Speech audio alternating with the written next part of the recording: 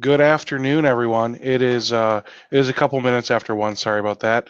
I was having some technical difficulties with Firefox. If anyone knows a good computer guy, haha.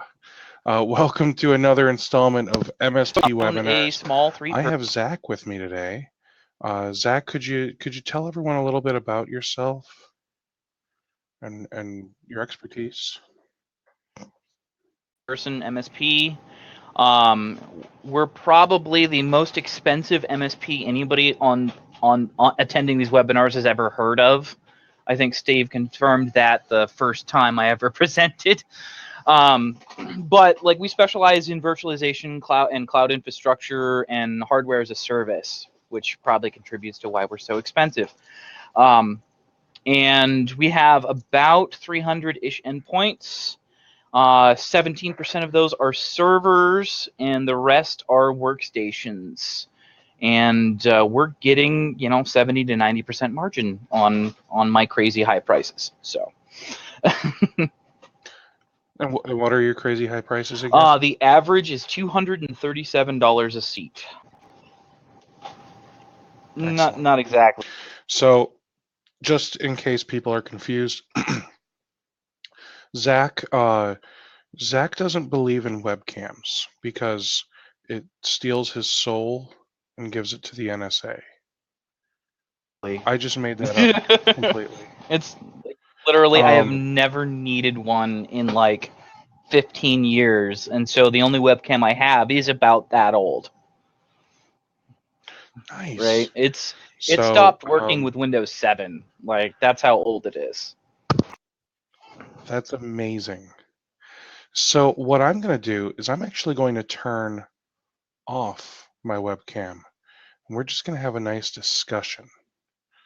Um, because as Frank just said, I have the face to be on radio. So we're gonna do this. We're gonna do it a little different than normal.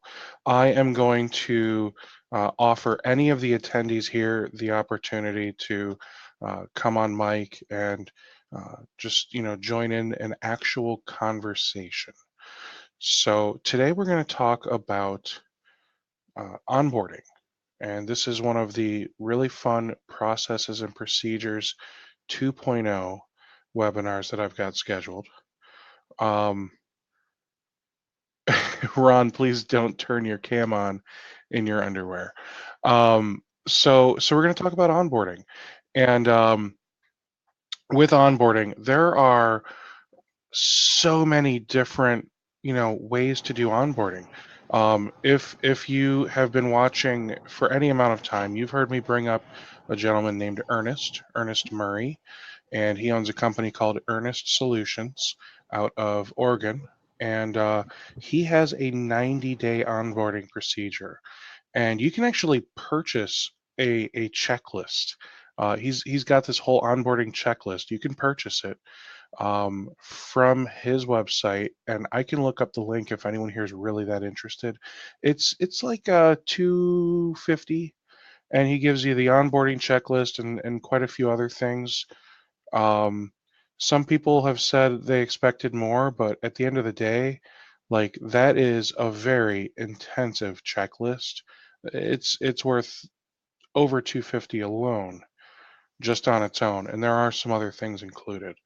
So Ernest has an onboarding checklist that spans, like I said, 90 days, and it includes everything from um, showing up on day one with donuts, introducing yourself to everyone, learning what time people come in, what kind of things they do right when they show up. Um, what issues are they going to notice first? If someone comes in and they just turn on the coffee and check the mail, they're not going to notice if the server's down right away. But if there's someone else that comes in and gets on QuickBooks right away, they might notice a different kind of issue before the coffee guy, right? So, that's the kind of things he wants to know, and he documents everything meticulously. And then there's the other people that say, you know what, we just go in, we install our RMM tool, we're in and out in a few hours, 48 hours of total onboarding. We document what we can, we get the passwords, and we're done. So where would you say you fall on that spectrum, Zach?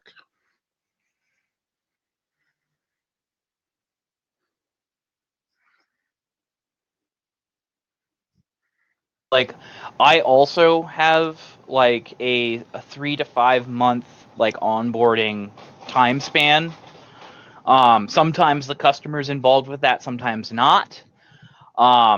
But like, my day one is very similar to Ernest's, in that I show up, I introduce myself to everybody, I hand out my this is how you contact us cards and stickers and all of that knickknack stuff. And then I do similar things to Ernest. I'm like, okay, like, who does what, how do you do it, what are your most important systems, and then I do the RMM thing while I'm there. And a lot of the discovery stuff I do remotely, or my team does remotely, where we're doing Nmap scans and figuring out what's there. We have a weekly meeting where I go over like what I found, what does this do, what is the purpose of all of this, what are the any processes you have associated with it. I try and understand all of that stuff.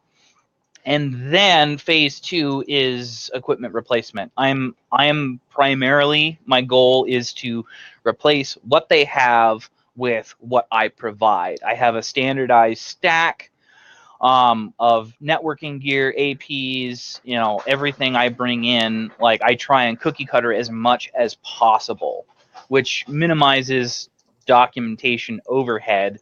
And so my documentation is focused on processes and workflows. I want to understand what you're doing, how you're doing it, when you do it, and why, and try and use technology to shape that whole thing, to make it better, to make it faster, whatever. We'll even go so far as to write our own software to automate certain things.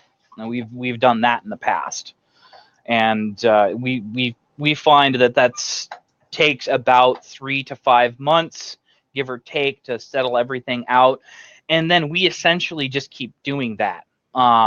Quarterly meetings to talk about that specifically, of okay, how are you doing things? Has this change we've made improved things? Can we improve it more? We're all about understanding their business and doing business transformation and alignment. So that's a lot to take in.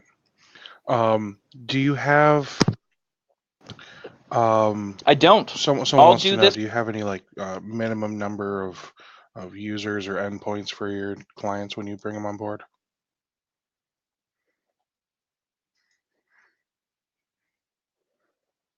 Okay. For one person, I'll do this for 500. Okay, so let's walk through. You guys might remember we did a processes and we did a documentation party. That's what we did. And with that documentation party, we actually created an onboarding document. And I'm going to add that to our resources here. And I'm going to ask without having pre-asked, so I don't know the answer to this question, which is why I'm not a lawyer. Zach, do you have like a checklist for onboarding?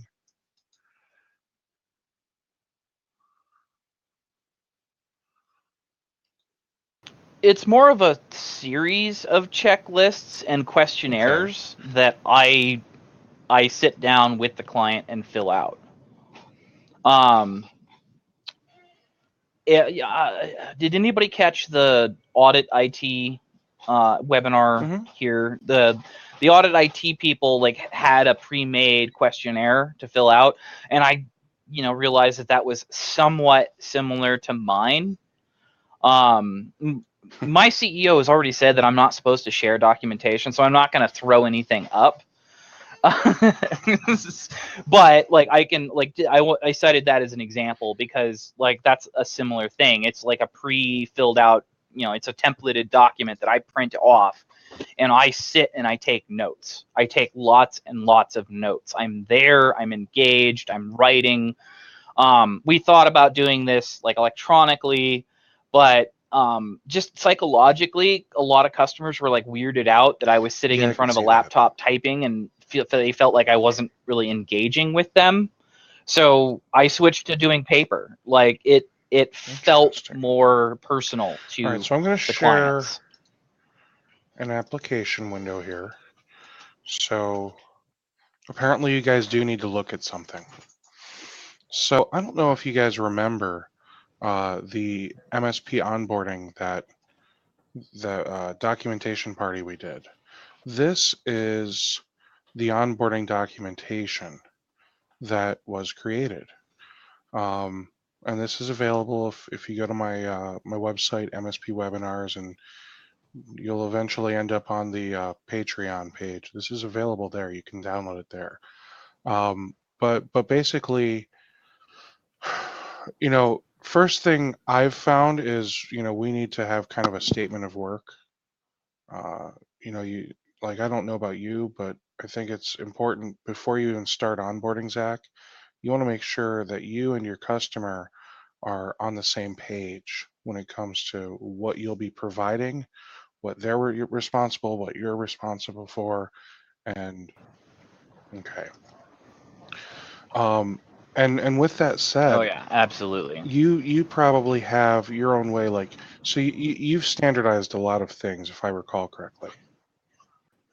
So you've got, like, one firewall that you really like to use, XGUTMs. that type of thing, right?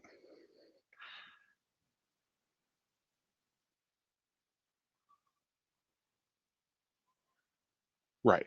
So for example, do you own the Is firewall our or does your standard firewall. client own the firewall? Okay. We own it. It's ours. They're paying for us to Okay. And with provide that a network, and that's one of the you're things we also provide. providing the switching and the Wi-Fi? What about, We use Unify switches on our controller, Unify APs. okay. Just like the whole stack is basically Unify, Yeah, I really like Unify as which I see well. that the chat is agreeing with me. So No on the Sophos APs because my security team manages the UTMs and the antivirus and the security related things. My networking people handle the network, and I have no interest in forcing security guys to manage wireless access. okay. It's And not I in their don't know if scope. anyone else is having I this have no interest in problem, doing that. but it sounds like you almost have like a bad connection, Zach. Yeah. So it sounds like you're in an area where you've got low reception or something like that. But I know that can't be the issue because you're on a headset or something along those lines. Right. I think it's my wireless headset Oh, is okay. freaking out and getting old and So needs can to I be refer replaced. can I refer you to a good IT guy? Sometimes it gets better if I plug it in. Ron wants to know if Sure. I your recommend somebody who can handle my IT. headset is as old as your camera. No, it's not. It's I think just over a year old, and I'm very disappointed in this model of Logitech. I've been having nothing but problems. So with so getting months. back to it, I'll try and recap some of the things you say if I feel like it breaks up too bad. So you've standardized things. You own the network. What about the server? Do you own the server? Okay. Yes. I own the servers, and sometimes it's on-prem, sometimes it's cloud. What about the computers? Just it the depends on endpoints? the use case.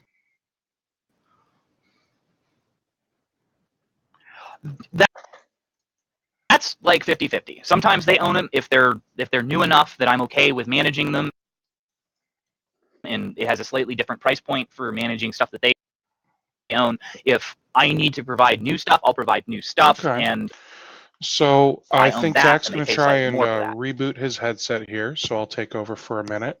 So Zach, to recap, there you go. So to recap, Zach owns the firewall, the switching, the Wi-Fi, the server, which could be in the cloud or on-prem, and he said even 50-50, he sometimes owns the desktop computer systems as well. And I changed the name of Alexa to computer, so she's going to annoy me today. Mute. There we go. So, so since he owns all that stuff, it's easy for him to standardize. In fact, I've heard of people that say, we're only going to use HP 7440s or whatever, and that's what they deploy at all of the endpoints except for special use cases. Even the owner gets that, unless it's a special use case for like where they need a workstation with, high-end graphics adapters and, server-like processors like a Xeon and stuff like that. So with that, Zach, are you back on headset?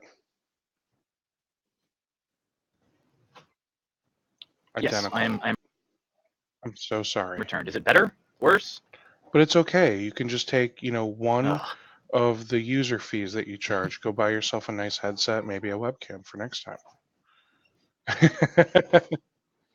So, so with Right. that, once you've determined and established who owns what you're providing, what they're responsible for, all that stuff, then you can start doing what I've got listed in here as pre-onboarding, because there's a lot, in my opinion, that you need to do before you ever step foot on there and start installing your RMM. Am I wrong?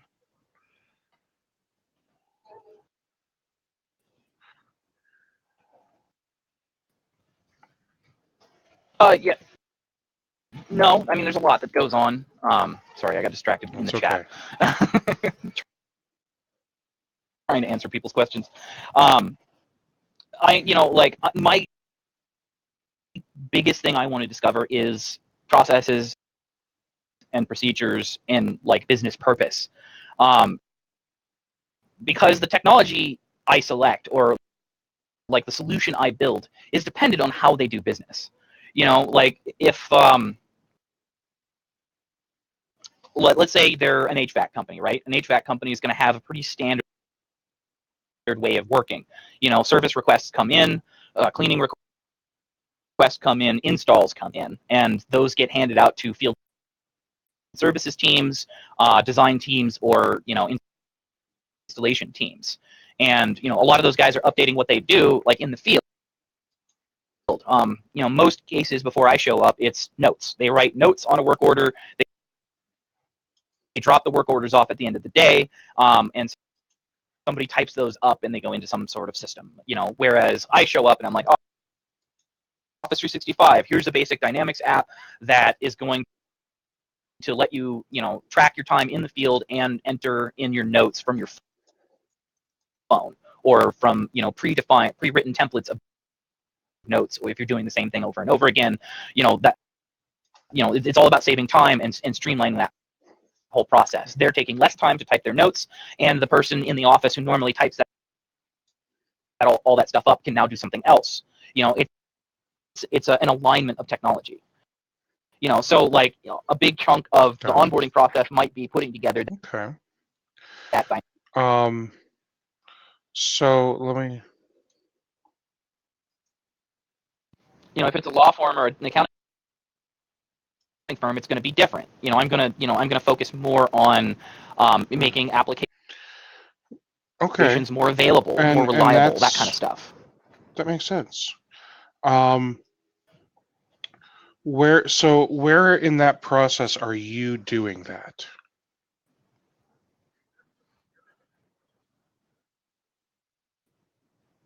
At the very beginning. That's like the first 2 weeks to a month. So during that time, have is you even figuring out and installed your understanding all of RMM or anything that. else? Okay. The RMM is installed, and we might start fielding some requests, depending on what we know and how we know it. It just kind of depends on the client and like how big they are and how long it takes to discover their workflows and their processes and their procedures. Sometimes like I get clients that like have processes and procedures but don't realize they have processes and procedures, and so I have to kind of like coax it out of them. It's like, okay, like how do you start your day? Like what services do you provide? Okay, if somebody requests that service, what do you do when they make that request? Write down for me, help me write down step by step everything that you would do.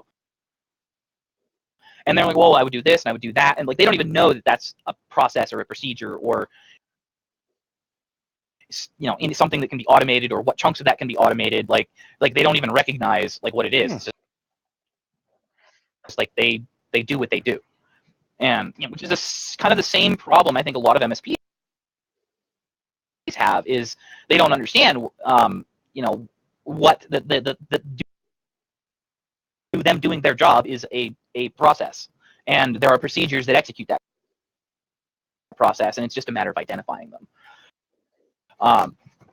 So like a great sort of thought exercise would be like if you were to write a document like this, pretend that you're hiring some sort of IT contractor that would do everything that you do internally, and like write it out for them.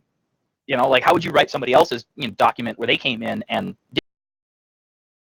did this for you? And that's kind of what we did. And that's when we discovered that what I wrote for us is different than what I would write for somebody else. And so the part of the whole process is we wrote a procedure for writing a on-the-fly process to discover processes by vertical. So like everything kind of shifted as different businesses. I engaged with different businesses. Like an accounting firm has different needs and different processes than an HVAC company or a lawyer or whoever. So like our processes and procedures and onboarding checklists like got really diverse really quickly. Awesome. And that's part of the reason where I can't just give you one document that I do to everybody. There's like about a half dozen documents by vertical that I do. Like it gets really. That is. Now you just cut out, Zach.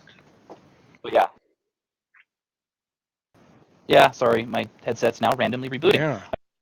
So, I clearly need a new one.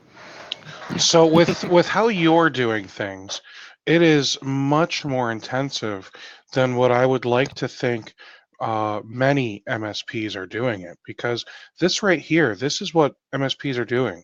We are setting things up in our tools. So we're setting them up in our PSA or RMM, antivirus console, and we just kind of go down that list and make sure everything is ready. We order some equipment. We start installing things. And I have sure document similar to this, but it's like one small piece of a much and larger I think that's what a lot of MSPs are missing. process. Is the fact that this is a larger process. Once we install all of our software and hardware and and are monitoring things and protecting things and whatever else we do, we're still not done. And I think that's the part that a lot of managed service providers, especially the guys that are just getting into it, the people that have maybe had like a break fix shop for years, they decided, I need to start getting some recurring monthly income. That's where the struggle is. That's what takes a good IT guy, versus the amazing CIO or VCIO for a company. Because when you're looking at this as, no, I'm not just selling you all this stuff and I swear it's going to be great. You're selling them, I'm going to install this stuff and then I'm going to work with you to help you utilize technology better so that way your business can continue to generate more revenue or just operate more efficiently. And it almost sounds like you could help them with multiple goals. Maybe the problem is they have too many employees to do something that could be automated.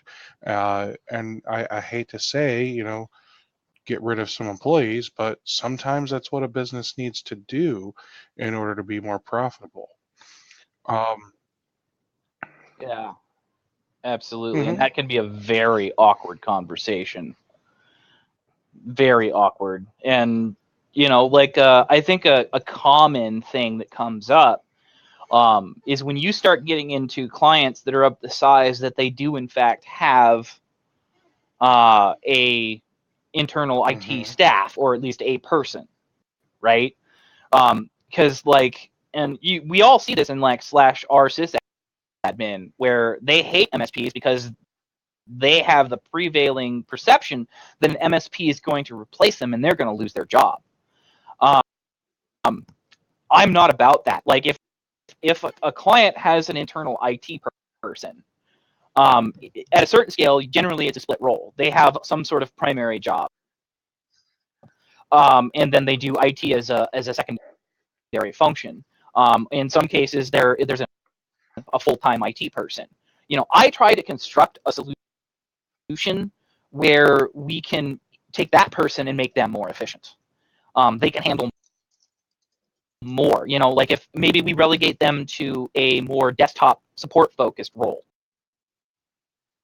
Mhm. because you know what, they're just not that great at servers and infrastructure design, and then we become kind of an escalation point for them,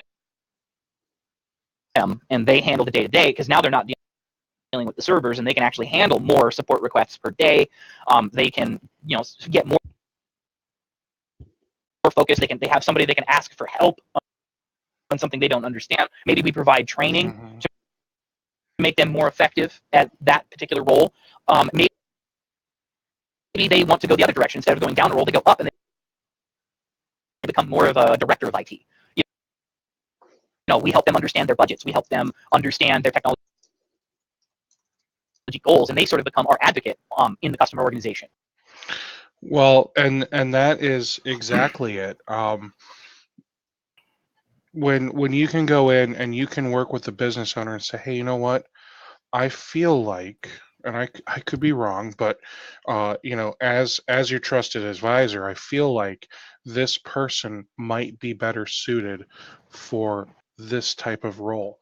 And like you said, it could be going up uh, to a director, it could be going down. Maybe they're just not at the level they need to be, and maybe they should just be doing more desktop support, for the guys that have internal IT. Um, Right. Right. And I would say that shifting them to a desktop role is, in 80% of cases, what you wind up doing, because this client is probably already thinking about price point, and so when they shop for a small-time IT guy, they get a small-time IT guy. Maybe he used to fix computers. Maybe he was a desktop mhm. savvy type person, and learned a lot about how to troubleshoot his own desktop, and that's an actionable skill, and it's a necessary skill for an internal IT department. But he's just he doesn't know squat about Active Directory. He doesn't know SQL. They're paying him $12 an hour, and they're I getting was just a gonna say skill they're set paying that's him worth 12 $12 bucks an an hour. hour and they're getting what they pay for.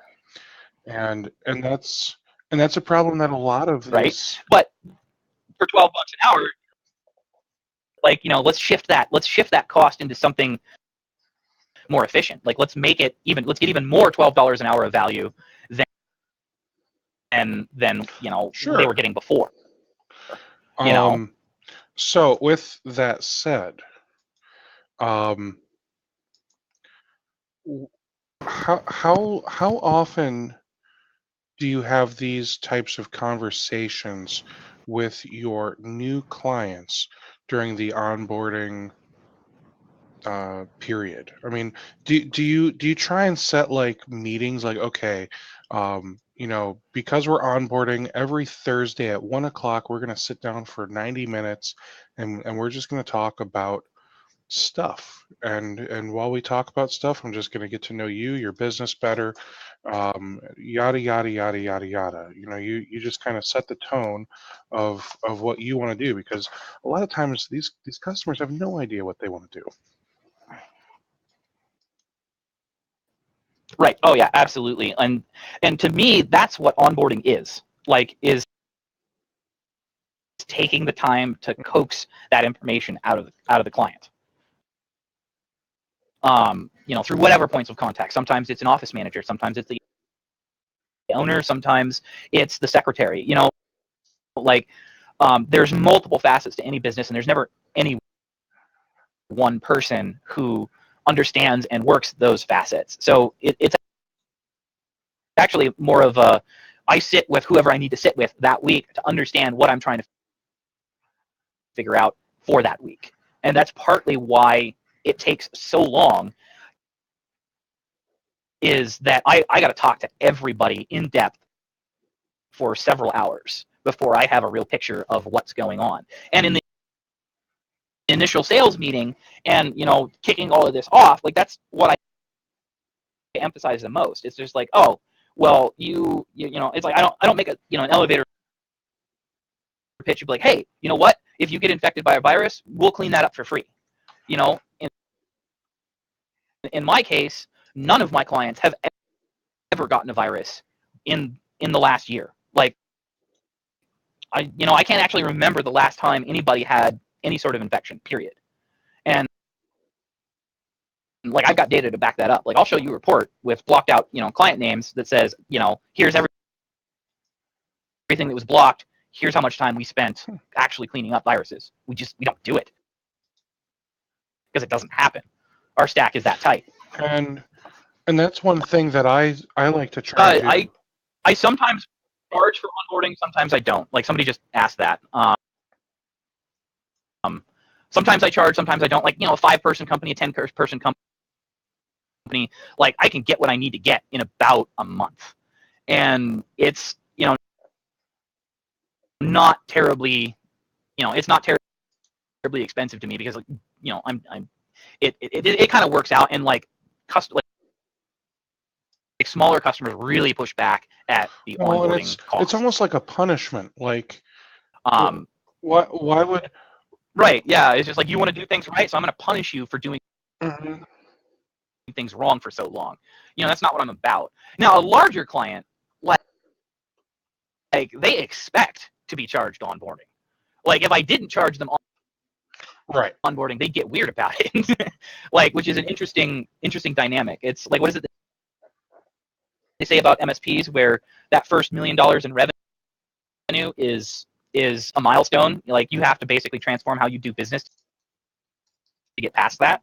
It's the same thing with any other industry. That first $1 million, most small companies could probably get there doing what they do poorly.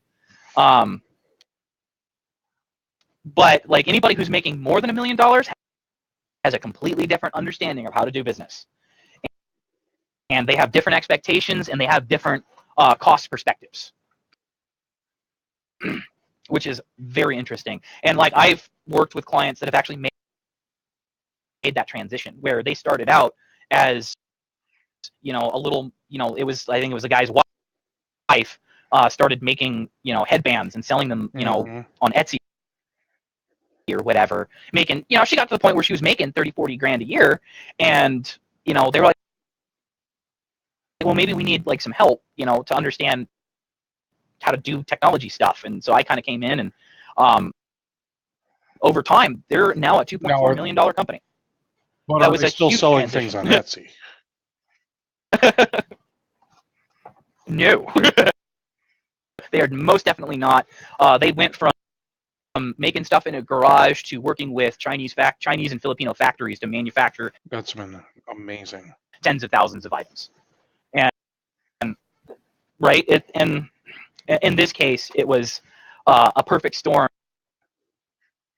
of market intersects. It was a very, very, very religious couple who wanted to design modest, stylish clothing, and she picked designs from the 40s and 50s as the basis for her modest clothing designs, which intersected with the Portland hipster scene and desire for retro clothing, and just create, like, it was a perfect storm of using, buying, hipsters buying from a highly religious person for the irony of it, and their desire for modest clothing, where it was just a massive explosion in the course of a year. They did, 60K or no, it was 110K in revenue. That's to amazing. 2.4 million over this year. And that's all thanks to, I'd like to think, based on what it sounds like, it's all thanks to you just taking some time to understand their business, so that way you could show them how to be more efficient. Well, I didn't show them how to create this market intersect, this sudden storm that led to massive growth. That wasn't my responsibility. I didn't cause that for them. What I did do is my capabilities let them scale that rapidly. I mean, can you imagine, like, you're a little little old lady making stuff in a garage, and then all of a sudden you have to outsource to multiple Chinese and Filipino factories to make hundreds of thousands of dollars of inventory, like, and you have no college degree, you have no business degree, you have no business experience other than what you've done up to this point. Like, what do you need? Like, if you don't know what you need and you suddenly have a massive need for all kinds of technology stuff, I mean, like, she needed inventory tracking system, how to manage a warehouse, how to manage logistics, like, just all kinds of skill sets that she did not possess. Like, how oh my God, like, what do we do? And like, the plus side is massive growth leads to massive influx of cash, which I took cash and I sought consultants, warehouse consultants, logistics consultants. The technology side, yeah, we handled that pretty good, but like, I'm not an expert in logistics. I'm not an expert in warehouse management practices. We found people that knew how to do that stuff, and we put them together and coordinated, and I did very much a project management role. They built a warehouse from the ground up, like, just went out, constructed a warehouse, and paid cash for it. That's the kind of growth we were dealing with, and like, all of a sudden they had to run a business and coordinate with construction companies and contractors and electricians and people pouring concrete, and oh, now we got to bring in these consultants that have to help with the design of the building, and like, I sat in the middle of all of that and helped them scale. And like, I think that's like part of what an MSP should be aware of, is like, sometimes it's not about technology. Sometimes it's about other stuff and how it integrates with technology. And you're enabling your client to grow as big as they want. So how many new clients would you say you bring on in a typical year? I think the most I've ever done was 15. 15 in a year. 15, yeah. Like, I'm a big proponent of I like it. Doing it right and not doing it fast. What is it they say? Fast, cheap, well done. Pick two. Yep. Very good. And you have 3 employees. Is that including you? Or like 3 people in the company, I should say? 3 people in the company, and we're all owners, and like, we have a lot, some 1099 contractors. We have some outsourcing firms. Like, we're where we sit as like, almost like departmental directors coordinating the efforts of a bunch of other people's teams. So there are And that's more how we than get 3 people on the things done. team. They might just not all be employees of AeroCMS. Okay. So Right. think about the last 2 companies that you onboarded. I don't need names or locations or anything. How many people was in the most recent one, and then how many people work for the one right before that? Let's see. The last one I onboarded was 10 people. And it was actually kind of interesting and like a really complex onboarding because it wasn't just an onboarding, it was also a mergers and acquisition. The company, the first company I had was 3 people. They actually acquired another, it was a veterinary clinic. They actually acquired another practice of a vet that was retiring. And so they bought a new building, moved their office, moved the other company's office, and like onboarded all of their employees and merged the assets. So like they had 2 different practice management systems, and like I had to coordinate moving data from one to the other. We had to deploy like a full networking stack in a brand new building, get all new servers, and merge processes and procedures. And like it was, even though it was 10 company or 10 people and 10 employees, it basically doubled overnight, and all of the constraints that come with that. So it was probably a much more complicated onboarding than is typical. What made it really nice was they started from scratch, like all new stuff, new building, new wiring, new APs, new everything, and that was kind of fun and interesting. And the one right before that was, I think, 22 people. Yeah, 22 people, and this was a law firm, which wasn't in any of our local areas. So like we had to find a guy who could be remote hands. We had to ship all the equipment. We had to talk through our local guy to like rack and stack. That was interesting because we never went on site, so it was all like conference calls and meetings, and that whole process. Both of these combined took about 8 months. So I would say about 4 months on average for both of these. Excellent. And now that these 2 companies are, and just to recap real quick, so for those of you wondering, Zach has a headset that's not working correctly, so it's not the internet, it's not Demio, it's not you, it's Zach. And I apologize for that. And I'm sure he feels bad too. So to recap some other things. So we're talking about onboarding today, processes and procedures 2.0. We've been talking with Zach about how he kind of handles onboarding when it comes to bringing on clients. He works with companies of all different sizes, whether it's 1 employee or 500 employees.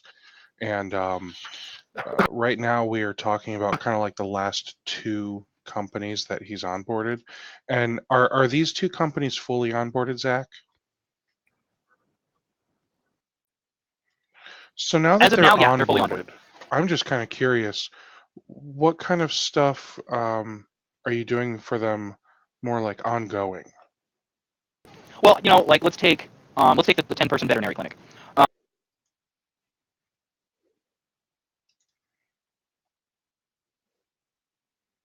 I will tell you all right now, like go after every veterinarian you can find, because they all have the same advanced IT needs that doctors and dentists need, but HIPAA is not even a thing. Like they don't have to care. They have no compliance costs, and I found problem is that veterinarians don't take themselves nearly as seriously as doctors or dentists do, or even lawyers. Just as a pro tip, they're highly educated, smart people that don't have a god complex. So working with That them sounds great. is dreaming. But as for right, like that was kind of shocking to me when I onboarded my first vet clinic. I was just like, holy crap. So, anyways, so as for ongoing things, I mean, obviously there's the standard stuff. We do patching. We manage the end user support requests, vendor management, all that standard cookie cutter. Like every MSP should be doing this kind of stuff. The backup and disaster recovery. But our QBR process is probably different than everybody else's. In talking with other providers, the QBR process is like, hey, this is how many tickets we did for you, and look at all this value we're bringing with these charts and graphs, and we should talk about replacing this piece of equipment, and yada yada yada yada yada. I don't do that. They don't care about that. They know I'm taking care of stuff because they're interacting with me and my help desk or whatever, like on a very often basis. It's very common. Like they realize I'm doing stuff, and they're very grateful that we get them taken care of. My QBR process is about like, okay, what are your goals for the next 3 months? Like, what are your plans? What do you want to do? What are you looking at? Like, are you thinking about changing something? And that's that's a discovery process of like, okay, where do you want to go as a company? For the next 3 months, is this going to feed into a larger picture over the next 5 years? And then the secondary goal of a QBR is like, okay, how effective are your processes now? Like, are you doing things faster than you did before, more efficiently? Is it taking less time, more time, same amount of time? What can be improved there? Is there improvement from any changes we've done since the last? So Zach, I don't know if you're able to hear me. Your audio is getting pretty bad. Yeah, sorry. Okay. I think I'm just gonna order a new headset after this call. Like, this is ridiculous.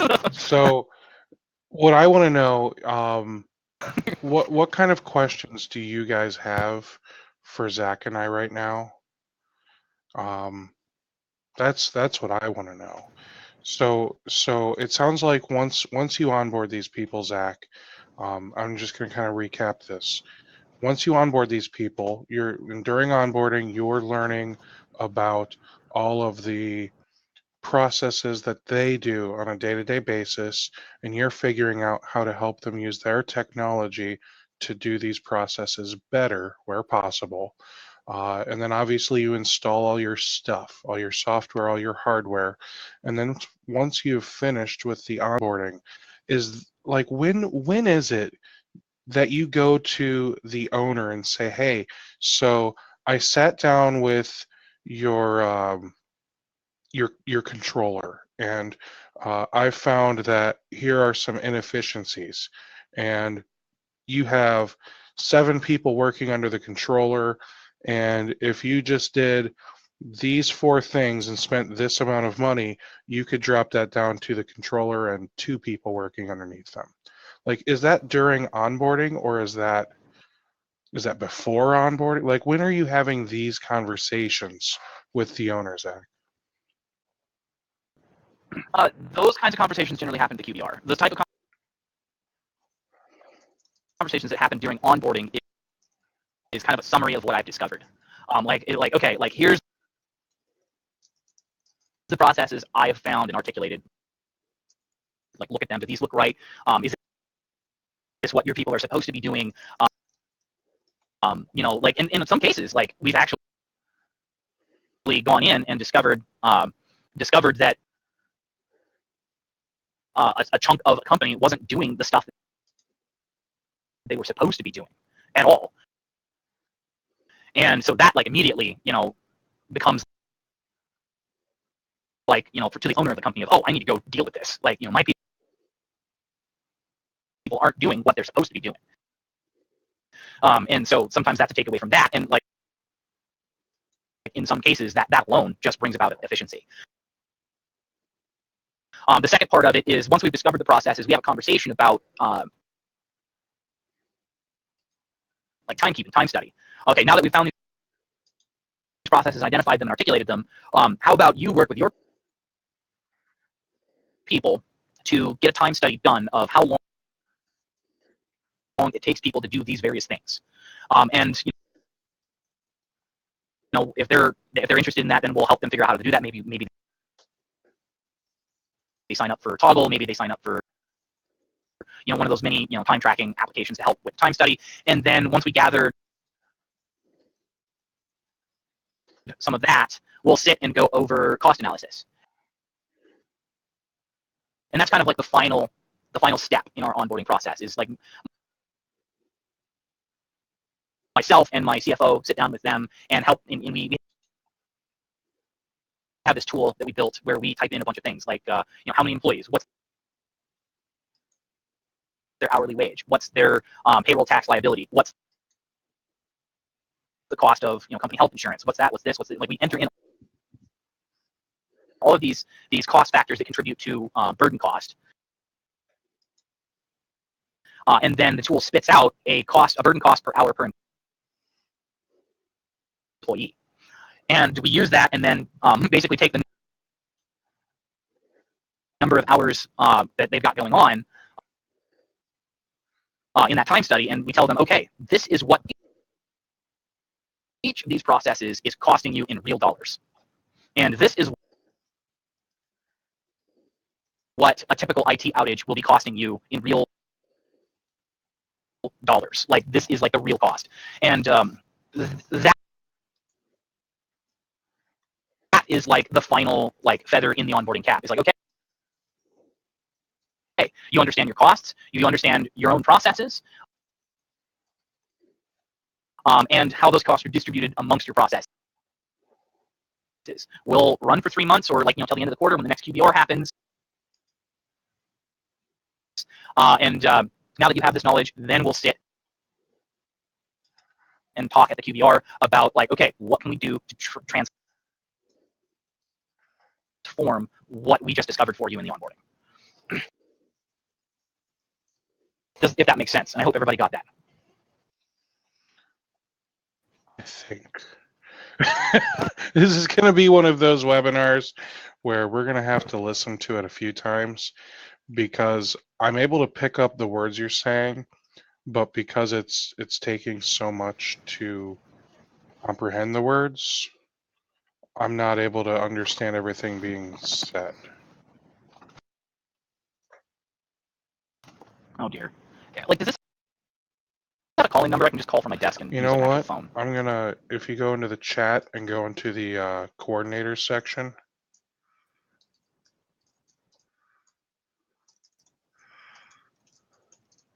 There, we're gonna get this fixed. Okay. That's not you. That number right now. No, it's not because I haven't dialed yet.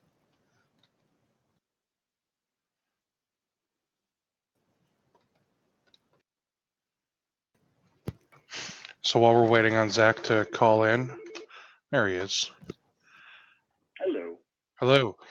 So if you guys could let me know, can you hear him? Test, test, test. Can you hear me? Words. Perfect. Okay. So, a sigh of relief. And it only took us 45 minutes to think of this, Zach. That's troubleshooting right there. So should I basically go over what I just said? Everything you just said, yes, please. Okay, so the final feather in the onboarding cap is we've already identified their processes, we've identified their procedures as we interpreted them, and then I present those to the owner, like the main stakeholder. And I was like, okay, here's your processes as we've identified them. Here's your procedures. Here's who's doing what, all of that. Let's talk about a time study. So let's sit and understand like how much time it's taking people to do these things. Now we might go with something like, you know, Toggle or, you know, a timekeeping app, or we just might survey people.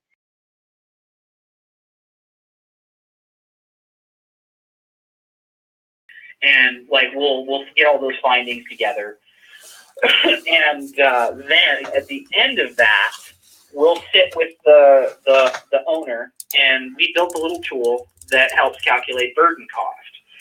So me and my CFO will sit and we'll, you know, okay, how many employees do you have? What's their individual wage per hour? What's, you know, payroll costs? What's insurance costs? How much PTO? How much, you know, how many hours per month or per day, or how much overtime? What does that cost? You know, and we calculate that all out, and the tool spits out a burden cost per employee per hour. And then we take the time estimates we got from the process discovery and just basically multiply it by the burden costs we discovered for those employees. And now we say, okay, here is the cost of these procedures in real dollars. And, you know, think on this, understand this, and then when the QBR rolls around, that's when we sit and talk about, like, okay, what can we do to change these processes to make them more efficient, and by how much, and that will translate into actual dollar savings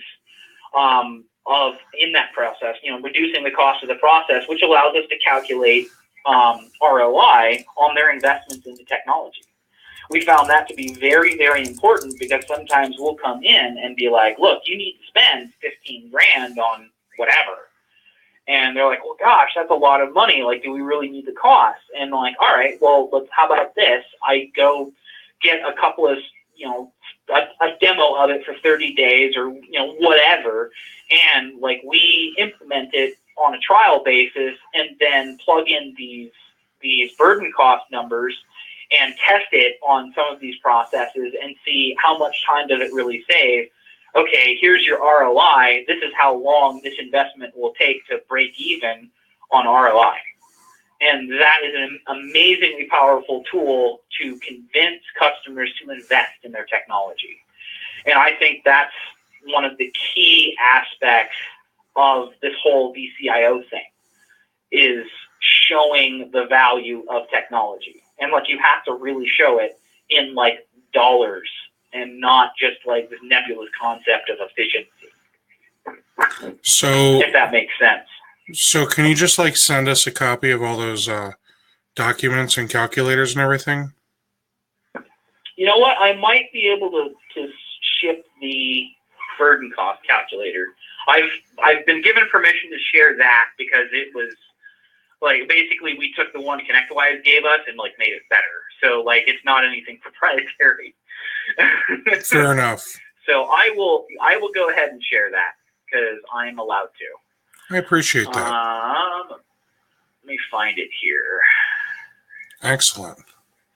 And you're going to sell that to everyone here for like $250, right? Right. Yeah, exactly. $250 for my burden cost calculator. Sounded good to me. So, all right. So, what is next? We don't have that many questions. We got a lot of people listening in. So, I'm going through my list here. All right. So you mentioned that when you're doing all this discovery and sitting down with each person, you kind of make your list of things that you would recommend changing, but that's not really what you go over during onboarding. That's something you go over during a QBR. Right, exactly. Onboarding is about discovery. QBR is about transformation. Got it. John wants to know, how is this included in the sales process to prospective clients?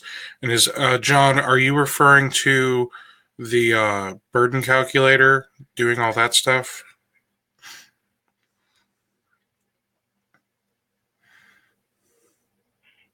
a response from him yet. So, based on everything that you just went over with us, how do you do all of that with the sales process to your potential clients? Well, like he's saying, like the unique selling proposition there, like the value prop. I mean, like the fact that we do this, we feel like is the value prop, and many of my clients have said that it is extremely valuable to them. As you know, for larger companies, it's, you know, some of them are already doing this, but they don't necessarily have the time. Like the owners, they don't really have a CFO whose sole job is to calculate ROI and cost. You know, so having somebody to help them do that is valuable. For smaller clients, they don't even know what that is. Like the very concept is new and foreign to them. You know, that guy who started an HVAC company because he went and got, you know, he used to work for another HVAC company in a different state, and he's like, you know what, I can just start me a business. Like, he doesn't know what burden cost and, like, ROI is. It's just like he knows how to fix air conditioning units, and he goes out and fixes air conditioning units. This whole business thing is, like, completely separate from that. So, like, you know, for in the sales process, like, that's what we emphasize is that, like, we're not just about fixing your computer when it breaks. We're not just about making sure it's scanned for viruses, and, you know, we're not just, you know, providing an email system and office apps. You know, like, we're about, like, business transformation. Like, that is our goal. And so, you know, if you're not interested in transforming your business to be better, like, then we don't need to do business. If you just want, like, a break fix contract, you know, to, you know, pay an hourly rate for a block of hours or whatever, you know, that's not what I do. Sorry, you know, here's some names of people who are willing to do that, but that's not what I do. So, you know, that's, like, I won't even go down that path in the sales process. Like, you know, my elevator pitch is like we transform your business.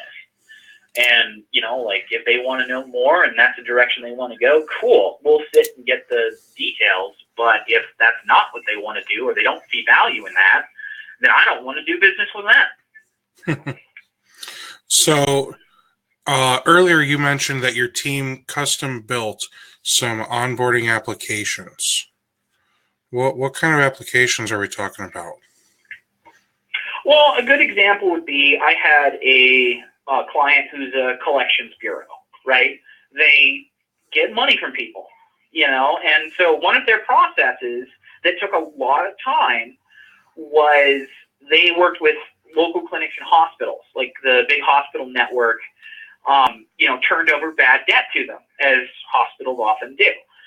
And how they turned it over was they had a big, complex, you know, expensive system that spit out, you know, CSV files of the bad debt. And it, you know, they uploaded them to, like, it's, for all intents and purposes, it's an FTP, you know, an SFTP website called, that they could then log in and download the files. That's how they exchanged this information. And so their process at the time was to log into this website, download a CSV, and literally open it up in Excel and, like, type everything in the CSV into their collector system. And, you know, this could be thousands of lines. And not all of it was in the same CSV. They sent they would send like, just data feeds from different systems. So there was one system that had the bad debt, another system that showed payment history and itemized statements, and there was another file that had, you know, contact info and information and insurance information. You know, who was the insurance company, what payments they made. And so, like, whatever pieces of information they needed, they would open these different CSVs and go find it by whatever primary key the system used to spit this all out and pivot across it. And usually it was, you know, some sort of patient ID or something like that. And they were doing this all by hand. And we were like, oh my God, like, we can do this better.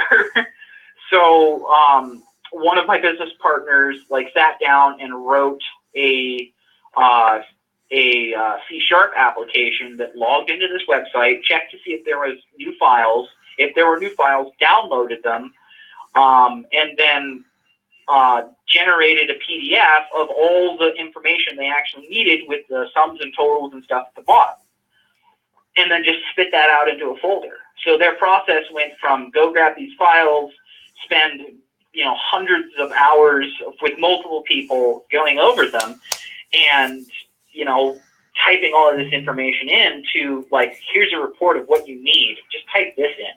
It generated one for each client with a sum at the bottom, and like they just chugged through these PDFs and typed them in. It saved them, tens of thousands of dollars, and it cost us like maybe 20 hours to actually build it, and we actually charged them like $5,000 to do this. And like, we made a little bit of money. They saved just mountains of time, and we got a client for life. Now, someone asked how this is onboarding, though, because the question was, you mentioned that your team built custom onboarding applications. Oh, well, yeah. Sometimes we'll write small applications to grab or to analyze data inside of line of business applications. Like, this thing's running in my SQL server, and like we kind of need to understand how like data gets entered into it, how the data is connected.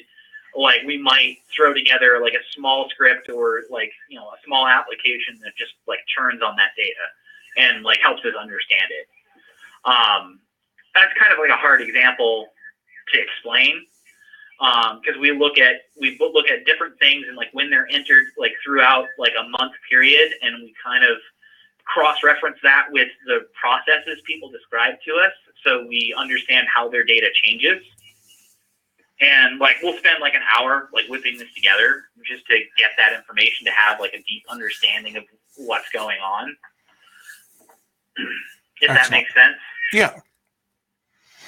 So how much of your onboarding have you been able to automate using your ConnectWise systems? Or you're not on ConnectWise? Just about every. No, I'm Solar Hound Dog Web Nets like labs. Yeah. Right. So, that was, we just kind of picked that, and like we've made it do what we want to do. It has the power to execute PowerShell like arbitrarily as like a template task. So like when I install an agent, run this script, that's the first thing it does. And we've written a series of scripts that basically do what we need to do as far as workstation configuration and our tools. Like, it installs all of our tools, the Intercept X, it installs,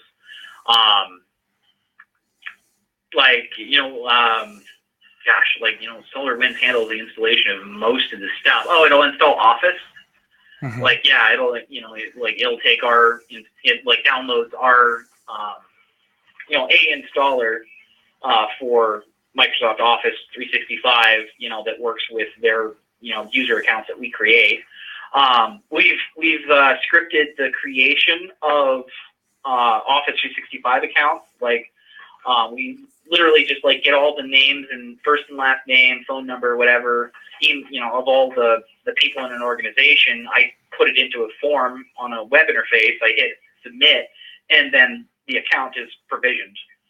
Passwords are generated and emailed a link is emailed with an HTTPS encrypted link is emailed to me or to whoever's doing the onboarding, and then they can print that off and take it on site. Okay, here's your new password for Office 365. If there's directory sync involved, that's scripted. Basically anything that's busy work and the same for every client, we've scripted automation for. So there was some confusion. Jay said he sees a lot of work being done days 1 through 4. This is something I made, Jay. So I'm just sharing this with you guys, just in case you care to look at it. This is not Zach's onboarding documentation. And the reason that it's not is because, like Zach said earlier, It's not just one document that he goes through.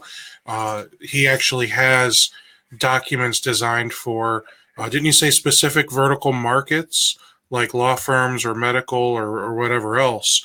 So onboarding a law firm is going to look very different from onboarding a veterinarian. And why would that be, Zach? Well, they have, like, understanding their processes is very different for each vertical. Like how a law firm works. And we're actually thinking about specializing even just the law firms into different subcategories of law firm, because a criminal defense firm has pretty different processes than a firm that's in like contract law. You know what I mean? And we haven't done that yet, but we're kicking around the idea. But and so if we were to look at there's a document in each of these that's very similar to yours, right? Like the installing the RMM, provisioning the accounts in the various systems, and the tools and all of that stuff. But like there's a whole section of questionnaires for each of those verticals about their processes. Do you use this process? Do you use that process? Do you what's the first thing, like I talk to an individual person, like let's say a receptionist, what's the first thing you do when you come into the office? What do you open first? What are your daily tasks? What systems do those use? That's going to be a different set of questions than what I ask one of the senior partners or one of the paralegals. They're all going to have different functions and roles, and we're going to ask them different questions. And it's all about discovery of processes, which there's no one set of questions I can ask everybody that discovers everything I need to know. There's some overlap in a lot of the questions, but there's enough differences that we have separate documents by vertical. Excellent. And it sounds like you even have separate documents based on their, I don't know if title is the right term, but like their job level. Right, yeah, absolutely. Like we try and understand their roles, and like one of the most frustrating and confusing parts of all of this is when you have a small client where one person fills multiple roles. And so you have to wind up asking them two or three different questionnaires, and scratching off the questions that have already been answered in another set of the questionnaires, which makes the workflow on that kind of hard. Hard isn't the right word. It makes it a little more tedious than it is if they have well-defined and delineated roles. Awesome. Are you using a PSA right now? Yes. We're using a PSA. It's really frustrating in a PSA to build all of this out. What one are you using?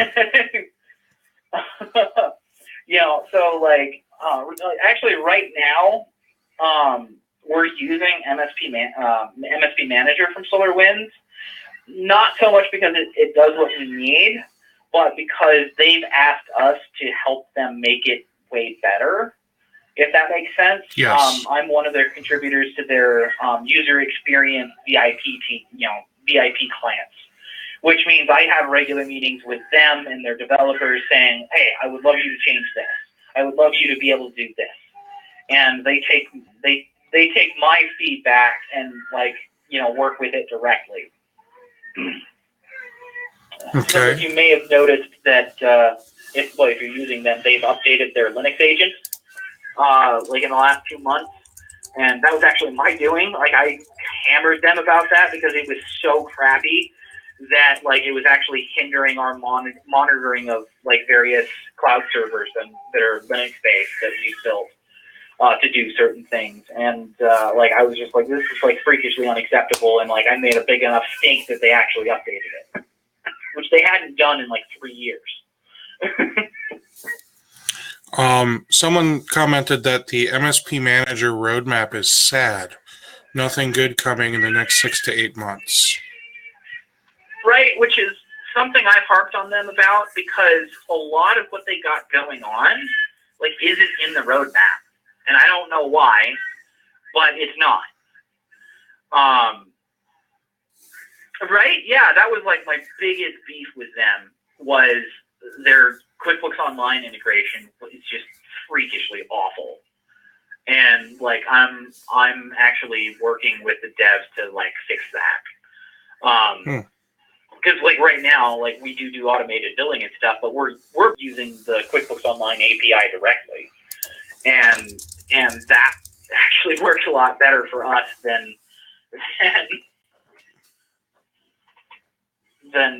using their billing integration, which I'm actively trying to help them improve, because it's crap. It's total crap, and it was crap from day one, and I told them that.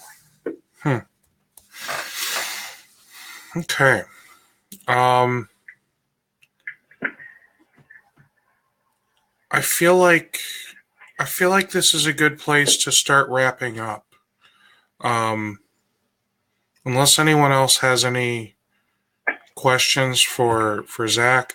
A couple questions that I have, just to let everyone know kind of your size. How many endpoints did you say you manage? 300-ish. Okay.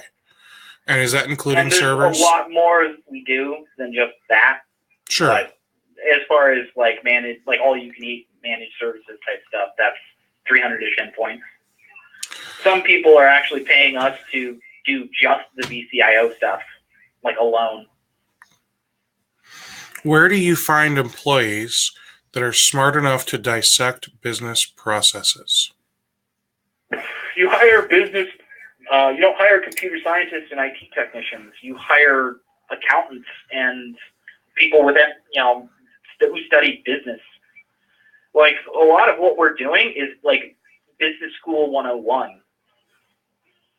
I would say, like, if you rolled my MSP clients and like my cloud services and like consultancy, and like now we're like standing up some cybersecurity stuff, I would say it's about 60-ish, 65, 70, somewhere in there.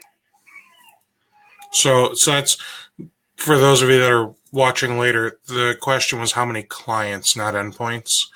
So, Zach, you're thinking you've got between 60 clients. And 70. And roughly 25 of those are, MSP, like all you can eat, like actual managed services clients. The rest are something else, whether it be data center services, because like that's another thing I do is I provide data center as a service. And, like VCIO consulting, like we've done a bit of just like process planning stuff. We're looking to expand that into like cybersecurity type stuff, pen testing, and incident response, and possibly forensics. That's a different ball game entirely that we're looking into. We're also working with another company to help them design some software as a service tools to do some like internal IT, like enterprise IT, vulnerability management and workflow type stuff. And so like we're getting involved with that, and that's going to eventually become a product that will be sold by another company that will be involved with on the back end, the design and implementation end. Awesome. Very awesome. Well, Zach, thank you so much for hopping on. I'm sorry that your computer headset is just not working out. I'm glad that I don't know how between you and I we didn't think to try this. I'm glad somebody else recommended that you just call me and we put it on speakerphone. So this I think will finish well. So I do appreciate your insights on onboarding. For those of you that missed a portion of this, I will be uploading it over to YouTube later this week. So keep an eye out for that. If any of you want to reach out to me, Steve, I give you full permission to post my email address. If people want to talk to me about anything, Great. I'll put it out there. I appreciate that. The handout or resources section. I will do that. And it's .net, right? Yeah. Okay. So I'll do that now. And the email address I'm not going to actually say out loud because I just feel like that would go poorly. I could be wrong. But I just, I don't want weird people from YouTube getting it. So, let's see. Next week, we've got 2 webinars coming up. On Tuesday the 5th at 1 p.m. Eastern, how NOC and Help Desk should be used and where it can fail. We've got a company that is a NOC and Help Desk exclusively located out of Ontario, Canada. They're going to come and kind of educate us on when you should be using a NOC or a help desk and when you shouldn't. And then on Thursday the 7th, 1 p.m. Eastern, we've got another Processes and Procedures 2.0. We're going to talk about automation. And if you're going to be a managed services provider, automation's where it's at. I mean, Zach, correct me if I'm wrong, but the reason you've got 70 to 90% margin is because you've figured out how to automate some of what you do, if not a lot. Absolutely. Positively. Yes. So I do recommend hopping on to mspwebinars.com. You can check out the full calendar. And Johnny asked what your all-in seat price is. I believe you said your average is $237. So is that right? Yeah. Okay. And he says, I like you now. Oh, boy. All right. So thanks again, everyone. Hop on mspwebinars.com to check out the calendar. Keep a lookout for this recording so that way you can hopefully decipher everything that was said earlier before he called in, and have a great weekend. Thank you. Thanks, guys.